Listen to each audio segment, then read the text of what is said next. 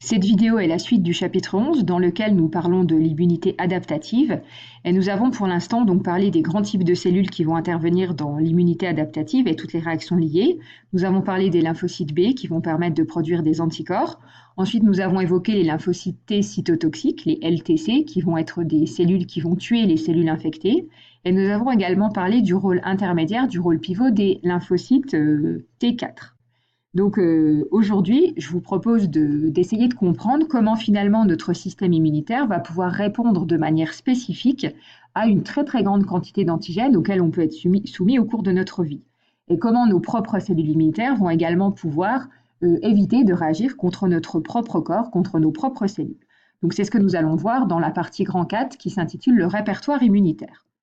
Alors, vous avez compris que notre organisme est capable de reconnaître des millions d'antigènes différents. Ça veut dire que notre organisme est également capable de former une très grande quantité, une très grande diversité de lymphocytes de différents types qui portent soit des récepteurs B, soit des récepteurs T. Donc c'est ça qu'on va appeler le répertoire immunitaire. Donc dans un premier temps, je vous propose de voir à quel endroit de notre corps sont formés et sont maturés les différents types de lymphocytes. Donc vous avez sur votre cours un schéma que vous allez pouvoir compléter au fur et à mesure des explications. Alors, ce schéma vous présente les organes lymphoïdes. Ce qu'on appelle les organes lymphoïdes, ce sont les organes du système immunitaire. Il en existe deux grandes catégories. La première correspond aux organes dans lesquels vont se former les cellules de l'immunité. Donc, il y a deux grands types d'organes. Le thymus qui se trouve à la base du cou et la moelle osseuse de certains os, comme les os longs en général, comme les os du bassin, le sternum, etc. Donc, c'est là que vont se former les cellules de l'immunité.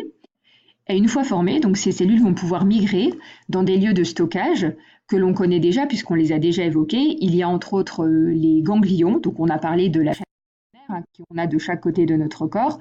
Il y a également les amygdales, la rate, l'appendice. Alors, les organes qui sont lieux de formation sont appelés des organes lymphoïdes primaires et les organes qui sont des lieux de stockage sont appelés des organes lymphoïdes secondaires. Donc, ce que je vous propose maintenant, c'est de compléter le deuxième schéma dans lequel on va voir au niveau des organes lymphoïdes primaires ce qu'il en est.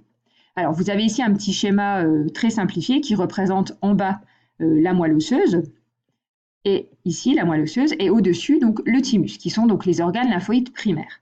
Alors, dans ces organes lymphoïdes primaires, on va avoir formation et maturation des deux types de lymphocytes. Alors, premièrement, les lymphocytes B. Donc, les lymphocytes B sont formés et maturés au niveau de la moelle osseuse. Maturés, c'est-à-dire qu'ils vont acquérir en fait leur capacité à pouvoir reconnaître des antigènes. Ils deviennent ce qu'on appelle immunocompétents.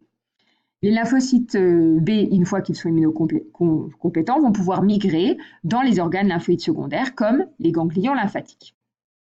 De l'autre côté, on a l'autre type de cellules dont on avait parlé, donc les lymphocytes T. Alors les lymphocytes T, eux, ils sont seulement formés dans la moelle osseuse. Ils ne sont pas encore maturés à cet endroit. Donc en fait, ils ne portent pas encore le nom de lymphocytes T. On les appelle les lymphocytes pré-T parce qu'ils ne sont pas encore matures. Ils vont migrer dans le thymus et c'est là qu'ils vont acquérir leur maturité. Ils vont devenir également immunocompétents. Et eux aussi, ils vont pouvoir aller migrer dans les organes lymphoïdes secondaires comme les ganglions lymphatiques, où là, ils vont pouvoir rencontrer les futurs antigènes. Donc ces cellules qui sont dans les ganglions lymphatiques sont devenues donc immunocompétentes. Alors le terme de lymphocyte B et T est justement en lien avec l'endroit où ces cellules vont être formées et maturées, B pour bone, donc l'os, et T pour thymus, qui se dit de la même façon en anglais. Alors, une fois que ces cellules sont formées, donc elles sont capables, hein, vous le savez, de posséder des récepteurs d'une grande diversité à leur surface, ce qui va leur permettre de reconnaître justement les différents types d'antigènes auxquels on peut être soumis, qui sont en très très grand nombre. Alors, comment expliquer que notre corps soit capable de produire des millions de lymphocytes différents, sachant que chez l'être humain, il y a à peu près 30 000 gènes seulement. Donc on ne peut pas dire qu'à partir d'un gène, on va produire un type de récepteur, puisque ça ne fonctionnerait pas, on n'en aurait pas assez. Donc en fait, il y a un phénomène qui permet de comprendre cette grande diversité de récepteurs produits à la surface des lymphocytes qui nous permettent de reconnaître des millions d'antigènes. Donc c'est le document 3, page 307. Donc sur ce document, il est question d'expliquer justement la diversité des lymphocytes B. Donc ici, vous avez un schéma qui vous présente la moelle osseuse et le sang. Donc, rappelez-vous, dans la moelle osseuse sont formés les lymphocytes B. Ils sont également maturés dans la moelle osseuse. Et en fait, ici, vous avez de manière très schématique le contenu génétique d'une cellule souche, donc la cellule qui va devenir un lymphocyte B. Ici, on voit que dans cette cellule souche, on a ce qu'on pourrait appeler des fragments de gènes, donc qui ont été appelés A, B, C, D, E, F. Excusez-moi, je reviens. Et ces fragments de gènes, en fait, ce n'est pas tout l'ensemble des fragments qui va donner un type d'anticorps qui va se retrouver à la surface du lymphocyte B, mais c'est en fait des réassociations qui vont se passer. Donc par exemple, ici, on a 4 exemples, sachant qu'il y en a bien sûr un très très grand nombre, parce qu'il y a beaucoup plus de fragments géniques que ceux qui sont présentés ici.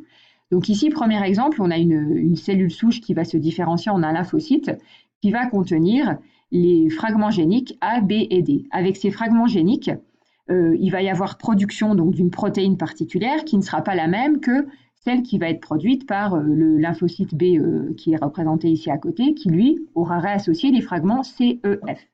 Donc en fait, il faut bien comprendre qu'il y a des milliers, des millions de réassociations possibles de ces différents fragments géniques et que chaque association va permettre de former une protéine particulière. Sachant en plus que nos lymphocytes B, les protéines qu'ils produisent, vous vous rappelez, ce sont les anticorps qui vont se retrouver à la surface de ces lymphocytes. Et ces anticorps sont constitués de chaînes lourdes et chaînes légères. Donc il y a en plus une grande possibilité d'association au hasard des chaînes lourdes et des chaînes légères. Donc ce qui va faire que ça va augmenter en fait le nombre de combinaisons possibles pour tous les anticorps qui vont pouvoir être fabriqués par un même organisme. Donc ici, ces lymphocytes B deviennent matures une fois qu'ils ont leurs anticorps de surface. Donc dans l'exemple présenté ici, on a 4 types de lymphocytes et vous remarquez que leurs anticorps de surface sont différents dans chaque cas. Et cette différence s'explique par le fait qu'il y a réassociation génique qui va permettre de produire une très très grande quantité d'anticorps différents. Donc de cette façon, on peut comprendre que notre organisme va donc pouvoir détecter des millions d'antigènes différents parce que notre corps a pu produire des millions d'anticorps, de lymphocytes B qui portent des anticorps de différentes catégories. Alors si tout va bien, les cellules que nous produisons, les lymphocytes B comme les lymphocytes T, ne doivent pas reconnaître nos propres cellules, ils ne doivent pas réagir contre nous-mêmes. Donc, il se peut que lors de la formation de ces différents lymphocytes, il y ait malheureusement des cellules qui reconnaissent notre soi, c'est-à-dire nos propres molécules. Donc, ces cellules vont être éliminées si tout se passe bien. Donc, c'est ce que je vous propose dans le grand C.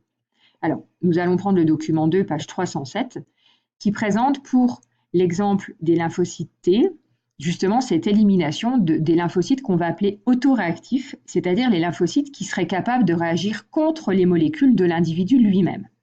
Donc, je vous rappelle que ces lymphocytes T, ils sont produits dans le thymus. Ils sont produits, excusez-moi, dans la moelle osseuse et ils vont être maturés dans le thymus. Donc, dans le thymus, il existe des cellules spécialisées qui présentent en fait en permanence à ces nouveaux lymphocytes T qui viennent d'être produits des molécules du soi, c'est-à-dire des protéines de l'organisme lui-même. Ces lymphocytes T nouveaux vont aller au contact de ces cellules spécialisées. Et s'ils reconnaissent justement les molécules présentées par les cellules spécialisées, ça veut dire qu'ils sont autoréactifs, c'est-à-dire qu'ils vont être en mesure de détruire les cellules de notre propre corps. Donc évidemment, ce qui n'est pas souhaitable. Donc dans ce cas-là, ces lymphocytes autoréactifs vont être éliminés. Ce que vous voyez ici, ce sont les rouges qui vont être supprimés. Alors, ça, c'est une première barrière qui existe. Malheureusement, parfois, certains lymphocytes autoréactifs peuvent passer cette première barrière et se retrouver dans le sang ou dans les ganglions. Dans ce cas-là, il existe un deuxième mécanisme de défense, entre guillemets, contre ces lymphocytes T autoréactifs, c'est-à-dire qu'il existe des cellules qui vont en fait être capables d'empêcher l'activation des lymphocytes qui sont encore autoréactifs. Donc, dans l'exemple qui est présenté ici, on a encore un lymphocyte qui est représenté en rouge, qui est un lymphocyte autoréactif, et qui va empêcher de s'activer, c'est-à-dire qu'il n'y aura pas l'amplification clonale, pas de division, etc. Donc, normalement, tout se passe bien. Alors, malheureusement, il existe des cas de maladies qu'on appelle auto-immunes, c'est-à-dire dirigées contre le corps même de la personne, qui sont associées en fait à des dysfonctionnements de ces mécanismes dont on vient de parler. Le diabète est un exemple justement de ces maladies auto-immunes, le diabète de type 1. Les élèves qui sont en spécialité SVT, vous avez traité cette partie et vous avez parlé justement de la destruction de certaines cellules du pancréas qui ne permettent pas justement de produire l'insuline. Alors, nous avons ici donc traité de la partie du répertoire immunitaire. Donc, à ce stade, si tout se passe correctement, donc les défenses adaptatives qui sont associées aux défenses innées, qui ont été les premières à se mettre en place, vont permettre donc d'éliminer la cause pardon, du déclenchement de la réaction immunitaire. Alors, certaines personnes, malheureusement, sont appelées immunodéficientes, c'est-à-dire elles n'ont pas la possibilité justement d'avoir une immunité normale. Donc c'est ce que nous allons voir dans la prochaine vidéo, donc qui va traiter du cas des personnes atteintes du sida.